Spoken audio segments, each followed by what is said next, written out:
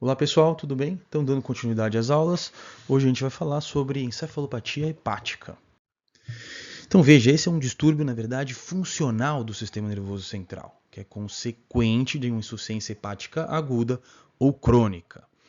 E aí a gente vai perceber ao longo da aula que se trata de uma manifestação clínica muito heterogênea, que vai desde achados subclínicos até o extremo, que é o coma. Essa é uma entidade razoavelmente comum, né, podendo acometer aí cerca de até 50% dos pacientes com cirrose, a depender de como você vai identificar essa condição, pode subir até para 80%, se for levar em consideração a encefalopatia hepática mínima. Ela é potencialmente grave, então ela, sobretudo nas suas scores 3 e 4 de West Haven, está muito relacionada a um péssimo prognóstico, tá? A curto prazo, inclusive, né? E uma mortalidade muito alta, sobretudo nesses estágios, podendo chegar até 50%. E aí aqui eu vou contextualizar para vocês a encefalopatia hepática dentro desse grande complexo da cirrose, que é super interessante. Tá? Então essa aula aqui ela tá cheia de quesitos didáticos, aí, porque eu fiz ela inicialmente por um cursinho. Então aproveitem. Né? A cirrose, você vai sempre considerar ela como o centro da sua atenção e você vai pensar na sua enorme lista de causa e nas suas enormes lista de consequências. Né? Então as suas causas eu dividi aqui para vocês em A, B, C, D, E, F, G, H. Tá bom? Então, de etiologias da cirrose, tem o álcool famoso, autoimune, deficiência de alfa-1 antitripsina, o vírus B, a cirrose biliar primária, o vírus C, a cirrose cardiogênica, por abuso de drogas, chás, etc. Né? A colangite esclerosante primária, fibrose cística, tá? A esteatose hepática, vira esteatohepatite, e a longo prazo causa cirrose, a hemocromatose, tá bom? Então são uma lista longa de causas super interessantes e cada uma delas aqui poderia dar uma aula.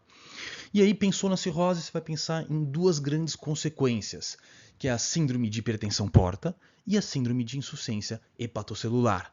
Dentro da síndrome de hipertensão porta, a gente tem duas grandes consequências, varizes e ascite.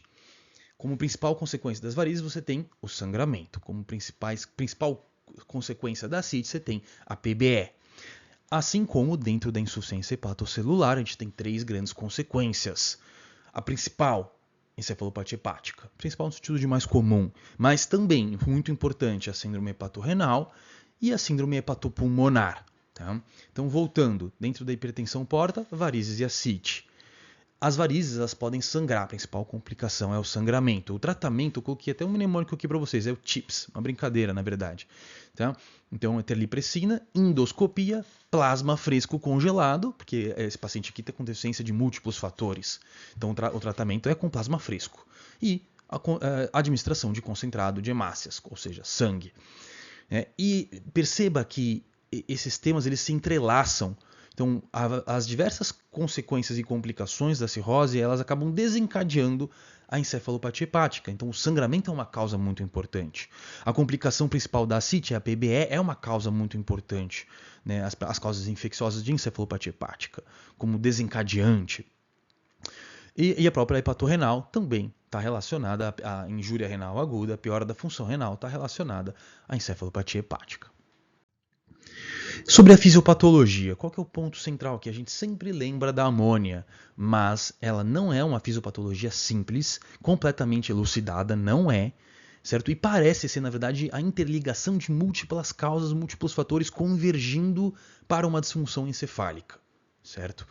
Então aí a gente vai ver essas causas interagindo e eu organizei aqui, todo mundo lembra da amônia, então eu organizei aqui um acrônimo, então A de amônia, que você vai sempre lembrar, M de melatonina e manganês. A gente vai descobrir então que a melatonina está mais alta ao longo do dia, o manganês ele se deposita nos gânglios da base. Outros neurotransmissores falsos, então surgem falsos neurotransmissores que têm até uma ação às vezes meio gabaérgica. Né? A neuroinflamação, então é uma barreira hematoencefálica mais permeável e aí as infecções vão acabar causando neuroinflamação e desencadeamento do quadro, insuficiência de zinco e atividade gabaérgica aumentada. Então são 6 grandes hipóteses aí, entre outras, tá, que convergem para o quadro de encefalopatia hepática. Sobre a hipótese da amônia, essa é a mais famosa, tá? E realmente parece ser um dos eixos centrais. né? Então veja, ela é naturalmente produzida pelos enterócitos e pela flora bacteriana colônica. Lá nos enterócitos tem uma enzima chamada glutaminase, tá, que vai então favorecer a produção de amônia a partir da glutamina. E as bactérias colônicas elas vão fazer essa produção de amônia a partir de derivados nitrogenados. Isso é importante porque uma carga de sangue que cai no tubo digestivo, uma carga proteica excessiva que cai no tubo digestivo, pode desencadear, então, encefalopatia hepática.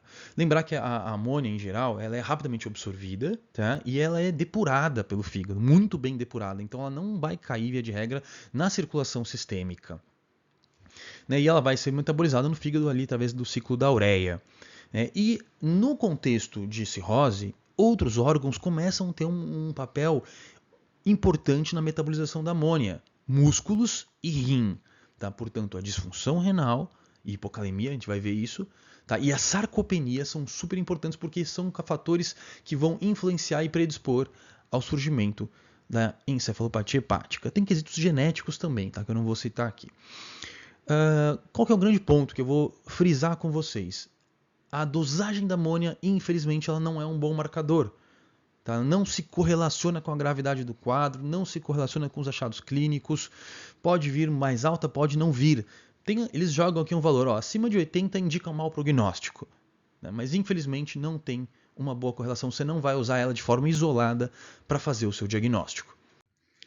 Ainda falando sobre a amônia, ela vai acabar, então, através da disfunção da cirrose, através da disfunção hepática e dos shunts que se formam secundários aí à hipertensão porta, elas vão acabar causando disfunção, chega na barreira hematoencefálica, causa neurotoxicidade através da disfunção dos astrócitos, podendo causar edema cerebral e também desequilíbrios osmóticos com queda do myo-inositol.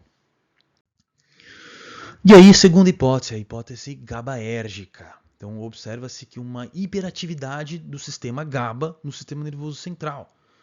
E isso aí acaba, então, lembrando que o sistema GABAérgico ele é a chave de desliga do sistema nervoso central. Então, o paciente tende a se tornar mais sonolento. A hipótese inflamatória, então, esses processos infecciosos, a gente vai ver itu, pneumonia, celulite, PBE, elas acabam, então, causando maior inflamação, neuroinflamação, piorando o efeito da amônia, causando um efeito sinérgico na disfunção dos astrócitos. A hipótese dos falsos neurotransmissores, então os níveis séricos elevados, tá, de aminoácidos, o aumento do transporte de aminoácidos aromáticos, eles, através da barreira hematoencefálica, acaba predispondo à produção de falsos neurotransmissores que competem com a dopamina e causam uma bagunça de neurotransmissão, também favorecendo então a sonolência e o rebaixamento.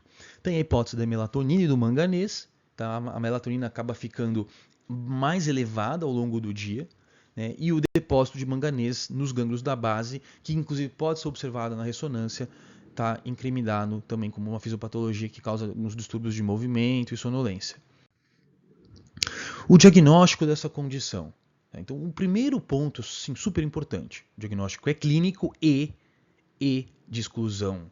Então, é necessário que você faça uma busca ativa de outras etiologias antes de falar que é encefalopatia hepática. Então, você, via de regra, vai precisar de um exame de imagem. Não que a ATC traga informações da encefalopatia, não. Mas ela vai trazer, então, informações para você poder afastar outros diagnósticos. São muito frequentes. Esses pacientes têm um alto índice de eventos hemorrágicos intracranianos. Então, hematoma subdural, AVCH, AVCI. Sobretudo, lembrando que essa é uma entidade que pode fazer déficit focal? Pode. Não é muito comum, mas pode. E diante de um déficit focal, você sempre vai pensar, é uma lesão estrutural. Então, eu vou pedir um exame de imagem. Tá? E aí, esse diagnóstico ele vai vir o quê? Num quadro clínico compatível em um paciente que apresenta cirrose e seus estigmas. Né? Um quadro de confusão, rebaixamento em um paciente cirrótico. E aí, esse quadro clínico ele é uma longa lista, tá? Um espectro que vai desde muito sutil, que só os familiares íntimos de repente começam a perceber algo estranho, ou advindo de testes psicométricos, que são testes assim, específicos feitos por pessoas treinadas, tá? Que não feitos de rotina, longe disso, muito menos dentro de hospital. E aí, assim, ele pode começar com um distúrbio de ciclo sono-vigília, né? Não que ocorra uma inversão completa do sono-vigília, não é isso, mas tem mais sonolência diurna e insônia noturna.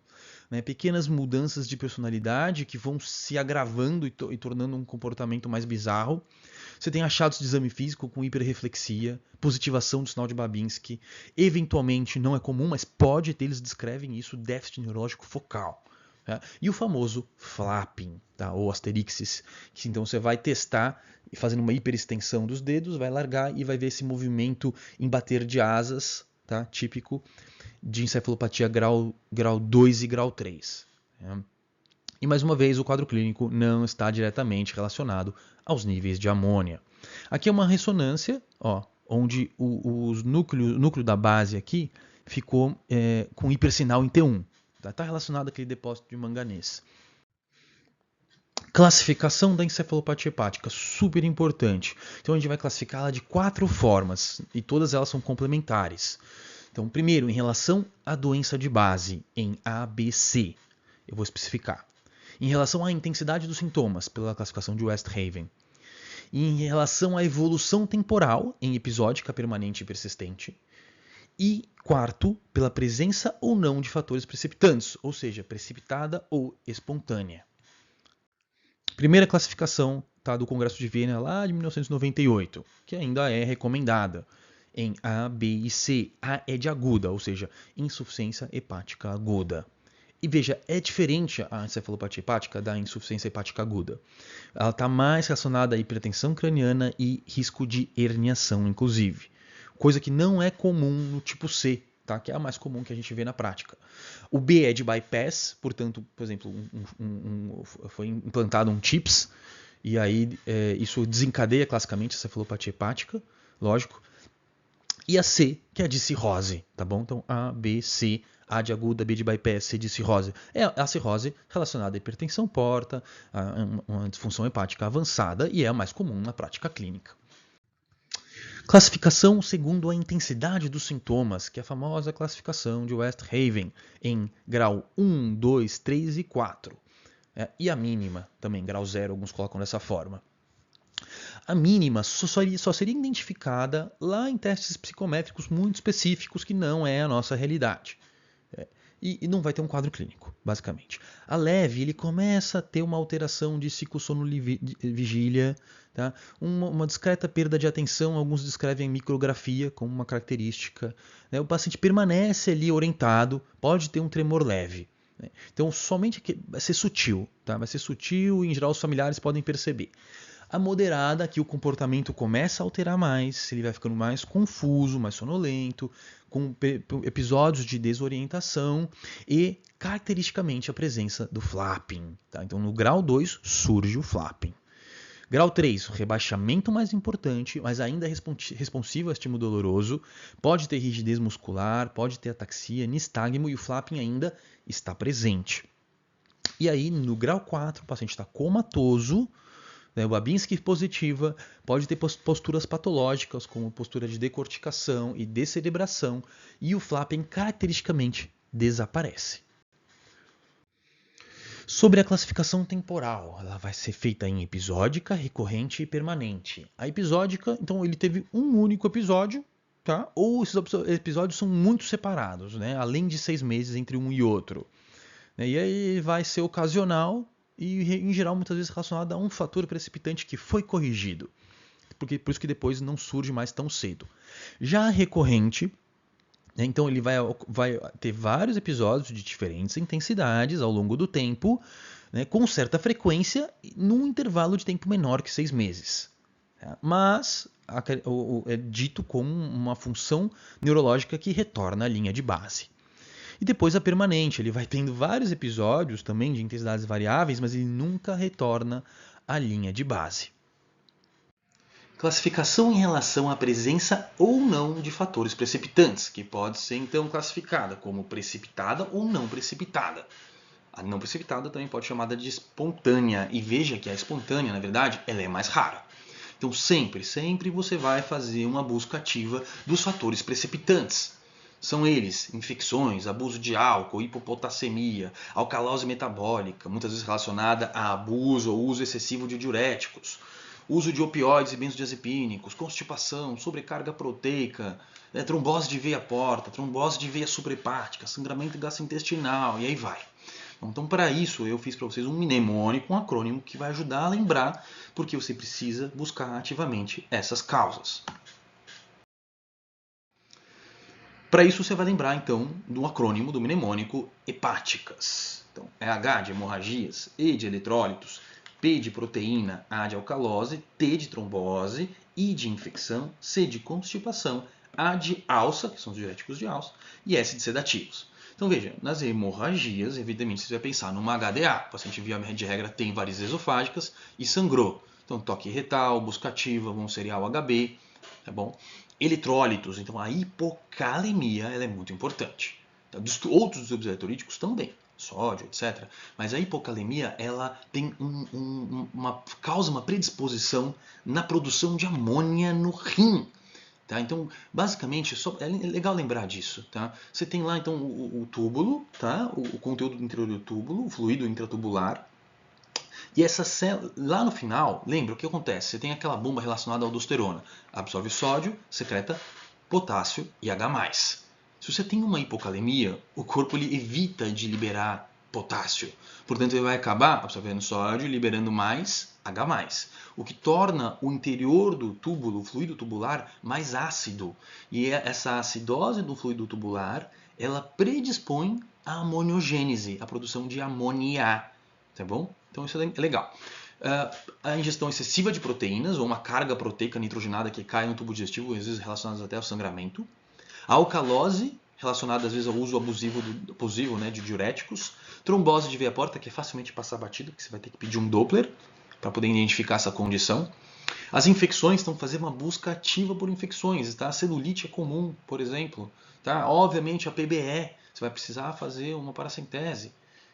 Pulmão, trato urinário, constipação, super comum, todo mundo lembra disso. Claro, constipação, o pessoal não esquece dessa causa, ela é importante de fato. Tá, o excesso de diuréticos de alça, que eu já comentei, mas é importante reforçar que você vai ter que ajustar ou suspender. E vários sedativos aí, sobretudo benzodiazepínicos. Como diagnóstico diferencial, entra uma longa lista. Lembra, é um diagnóstico de exclusão. Tá? Então, toda aquela lista enorme de causas de rebaixamento do nível de consciência vai estar aqui. Então, sempre vai lembrar das causas tóxico-metabólicas infecciosas. Então, metabólica, né? Então, glicose, sempre, obviamente, chegou para você, você vai ter que ver se não tem uma hipoglicemia, evidentemente. Disfunção renal grave, uremia, carbonarcose. Até porque uremia e carbonarcose são diferenciais de flapping. Então, o flapping, Asterix, ele não é uma condição patognemônica da encefalopatia hepática. Pode vir em outras encefalopatias metabólicas, como uremia e carbonarcose. Tá? Distúrbios de sódio muito graves. Então, as intoxicações por diversas drogas e as lesões estruturais do sistema nervoso central, AVCI, AVCH, trauma, subdural, tá? Um estado de mal, meningite, tá bom? Então, eventualmente, você vai ter que até coletar líquor. Então, cuidado, só porque aqui não é que nem a paracentese, que é super permissivo, que pode fazer com plaqueta baixa, com NR super alargado. O licor não. O licor você tem aí um ponto de corte aí da literatura, em geral 50 de plaqueta e 1,5 de NR. Tá? Então é um procedimento que tem que tomar muito mais cuidado. E aí agora a gente chega no tratamento. Tá? Então a gente vai organizar o tratamento em 3 grandes etapas. Tá? Abordagem geral, o paciente potencialmente crítico. Ele vai chegar para você muitas vezes rebaixado. Chegou dessa forma, com cefalopatia aí, grau 3, 4, opa, monitor, pegar acesso, oxigenoterapia, ver glicemia, tá? O MOVG lá. Você vai depois, na segunda etapa, identificar de forma ativa, buscar, identificar e corrigir os fatores precipitantes, que são as hepáticas. Tá bom? E o tratamento específico direcionado para cada fisiopatologia. Tá? Eu fiz dessa forma para ficar mais didático, mas sempre todo mundo vai lembrar do raio da amônia. Tratamento, primeira abordagem, se ele for potencialmente grave, você vai aplicar o que a gente sempre faz para todos os pacientes graves. Tá bom? Monitor, oxigênio, pega o acesso venoso e vamos ver a glicemia. Sobre a pedra angular, então esse é o ponto que eu estou insistindo, né? Fazer uma busca ativa para buscar as causas desencadeantes. então vamos solicitar uma endoscopia, vamos corrigir o potássio. Veja, excesso de proteína, esse é um paciente que não pode ter restrição proteica. Por quê? Porque a desnutrição está relacionada a mau prognóstico e a sarcopenia está relacionada também à fisiopatologia da maior produção de amônia. Então ele é um paciente que merece aí 1,2 a 1,5 grama por quilo dia de peso ideal de proteína, tá? Não é pouco. Poderia ser 1 grama por quilo de peso medido. Vai corrigir ou suspender os diuréticos, tá? Vai iniciar a anticoagulação se for uma trombose de veia porta, portanto o Doppler de veia porta ele é bem-vindo. Vai fazer aquela busca por infecções, vai fazer a paracentese para buscar uma PBE, vai iniciar os laxativos. Assim que for feito o diagnóstico da encefalopatia hepática, você já vai introduzir os laxativos. Vai ajustar os diuréticos de alça, que eu já citei 1000 vezes, e vai evitar então o uso de benzodiazepínicos. A gente vê muito isso, às vezes ele chega para você em franca abstinência alcoólica e começa a rolar benzodiazepínico, lógico, é uma medicação de escolha, ok? Porém, fica em uso excessivo. E esse é um paciente que passou-se a fase de abstinência, o benzo ele é muito deletério. Tá?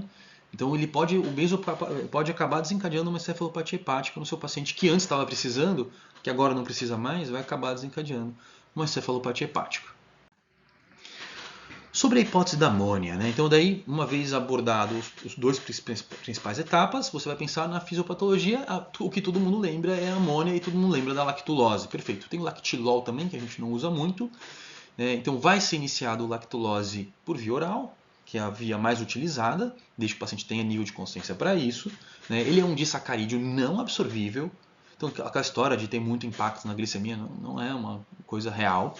Tá? É um disacarídeo não absorvível, vai ser metabolizado no interior do tubo digestivo por bactérias, tornando o ambiente mais ácido, tá? E aí predispondo então a transformação ou menor transformação em amônia. Então mais amônio e menos amônia. O amônio ele não é bem absorvido pela mucosa do TGI e nem pela barreira hematocefálica. Então, o amônio, tudo bem. O amônia, não. Ela é absorvida e causa problemas. Então, você vai usar o lactulose com uma meta de 2 a 4, classicamente falava assim, 2 a 3 evacuações pastosas por dia. Dose inicial, 20 ml de 8 em 8. Certo? Podendo chegar até, dependendo da referência, 40 ml de 4 em 4. Então, 20 de 8 em 8 até 40 de 4 em 4. Eles citam também que é possível fazer um enema, que você precisa orientar o paciente, se possível, e uma retenção aí de pelo menos 30 minutos, onde você vai fazer a 20 a 30%. Então vai pegar 800 ml de manitol, 200 ml de lactulose, o que dá 20%, e aí vai fazer um enema com lactulose. Interessante, né? Ainda falando sobre a hipótese da amônia, o uso de antibiótico terapia pode ser indicado após 48 horas de uso de lactulose sem boa resposta. E a ideia também é promover a inibição da amoniogênese. Antibiótico clássico de escolha, rifaximina. 550 VO de 12 em 12, mas o problema, a gente não tem acesso a essa medicação que, pelo menos no serviço público, nunca vi. Então, como opções, até o livro de emergências, que é uma referência nacional, ele cita a neomicina como a gente não tem rifaximina, então a gente escolheu aí a neomicina como escolha, de meio a 1 grama de 6 em 6 horas, VO. Ou ainda o metronidazol, tá, relacionado à neurotoxicidade, então tem que tomar mais cuidado, mas poderia ser feito também VO 500 de 8 em 8. E aí entra assim, outras possíveis medicações, mas evidências assim fracas, tá bom? Então reposição de zinco, que ele é um cofator no ciclo da ureia, poderia ser usado, um benefício teórico. Benzoato de sódio, poder aumentar a excreção renal de ureia, também teórico. O LOLA, tá? Que é o Epamers, que é L-ornitina, L-aspartato, o pessoal usa, tá? Também não é das melhores evidências, mas o pessoal usa. Probióticos, e a carbose eles citam também. A carbose é aquela medicação antiquíssima que a gente usava para tratar o diabetes, que é o inibidor da alfa-glicosidase, da borda em escova dos intestinos. E aí também pode modificar a flora intestinal, a semelhança ali da lactulose. Ainda em relação à hipótese dos neurotransmissores falsos, a gente poderia usar BCAA ou uma solução de aminoácidos, poderia melhorar essa questão da produção dos falsos neurotransmissores. Na hipótese GABAérgica, é interessante lembrar, você vai evitar o benzodiazepínico, óbvio, e caso assim, o paciente chegou rebaixadaço e você está comprando o que é encefalopatia hepática, poderia usar o flumazenil, que é o que? Um antagonista benzodiazepínico, né, no sentido assim, de evitar uma intubação. Né? Não é aquela evidência, né, mas pode tentar, tá bom? E o transplante hepático, gente, claro, essa é a terapia definitiva. Né? Infelizmente, nossos pacientes não têm fácil acesso a esse recurso. A encefalopatia hepática não entra no critério. Quem vai então guiar muitas vezes esse critério aí vai ser o MELD, que é um modelo baseado em bilirrubina, NR e função renal. Então, esse é um ponto importante. E é isso aí, pessoal. Espero que tenha ajudado. Forte abraço.